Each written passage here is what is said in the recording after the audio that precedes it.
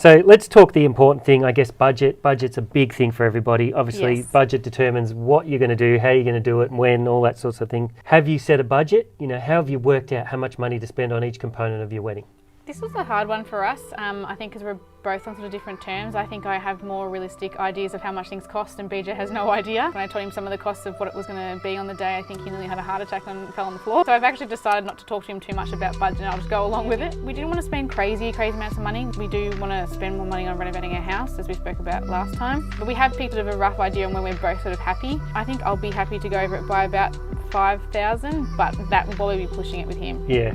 As we say, budget is super hard, and I guess it really is hard to set a budget if you aren't in the industry. If you're not in the industry, you have no idea how much it's going to cost you per head at a function centre, or how much a photographer costs, or the celebrant.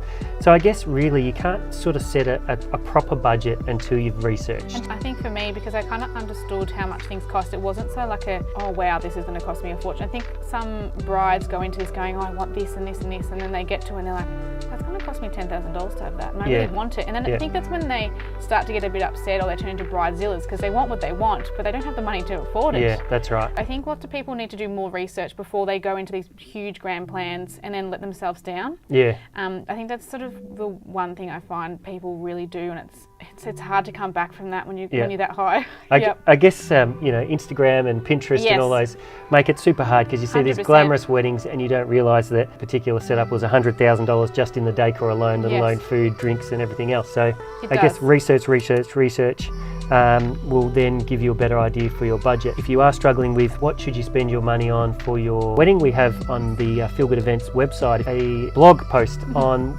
rough percentages on what you should spend your budget on that may give you some idea of where you should allocate your money.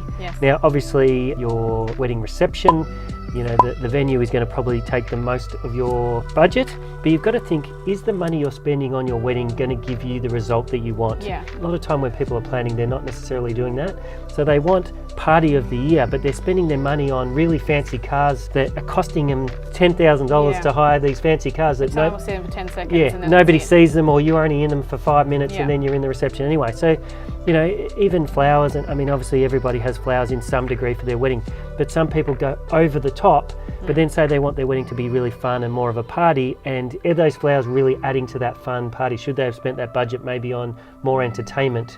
They then scrimp on the entertainment because they spend all their money on everything else, and then the entertainment is what makes it sort of maybe more fun. I guess it's what's going to be most important to you, and what are you going to get best value for money? So and working a budget around that too. I think a lot of couples should sit down and go, okay, these are the most important points for us. We're going to spend more money on those things because they're important to us, and then the things underneath are not so important. And I think that's the best way to do it, to be honest.